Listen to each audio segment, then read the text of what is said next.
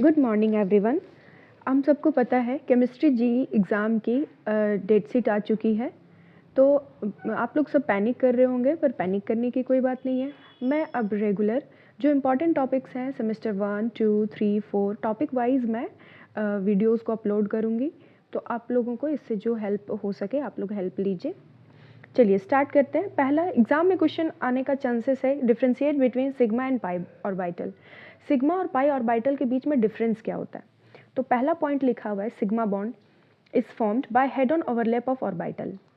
यहाँ पे head on overlap, sigma bond के अंदर हेड ऑन ओवरलैप होता है। हेड ऑन ओवरलैप का मतलब होता है कि वो बिल्कुल एक ऑर्बिटल दूसरे से हेड ऑन ओवरलैप कर जाए।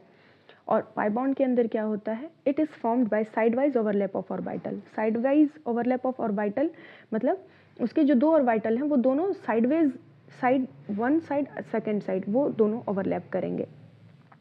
अब सिग्मा बॉन्ड के अंदर है here overlap is more and bond is stronger. अब हमें पता है कि यहाँ पे डायरेक्ट ओवरलैप हो रहा है, हेड ऑन ओवरलैप हो रहा है, तो ओवरलैप का जो एक्सटेंट है वो भी ज़्यादा होगा और बॉन्ड भी स्ट्रॉन्ग होगा।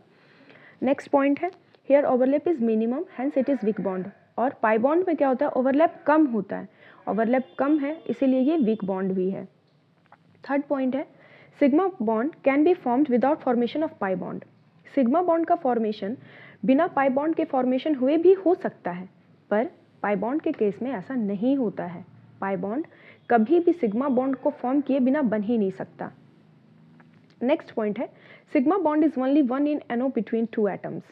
और पाई बॉन्ड के केस में क्या है? वो एक से ज़्यादा भी हो सकता है। Pi bond may be more than one in एनो। नेक्स्ट हम लोग फिफ्थ पॉइंट पे आते हैं। यहाँ पे है sigma bond determines the bond length.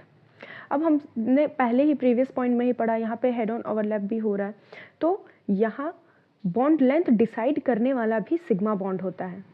और पाई बॉन्ड में जो बॉन्ड लेंथ है वो छोटा होता है। During dissociation sigma bond breaks after dissociation of pi bond. हमेशा पहले सिग्मा बॉन्ड ब्रेक करेगा फिर जाकर पाई बॉन्ड ब्रेक करेगा, पर पाई बॉन्ड के केस में क्या होता है? पाई बॉन्ड ही सबसे पहला ब्रेक करता है। जब भी डिसोसिएशन हो रहा होता है, मतलब बॉन्ड टूट रहा होता है, तो पहले पाई बॉन्ड ब्रेक करेगा, उसके बाद सिग्मा बॉन्ड ब्रेक करेगा। नेक्स्ट है during electrophilic substitution in aromatic system sigma complex is formed after pi complex. मतलब यहाँ पर जब भी इलेक्ट्रोफिलिक सब्सटीट्यूशन होगा पहले सिग्मा बॉन्ड नहीं बनेगा, पहले पाई बॉन्ड बनेगा।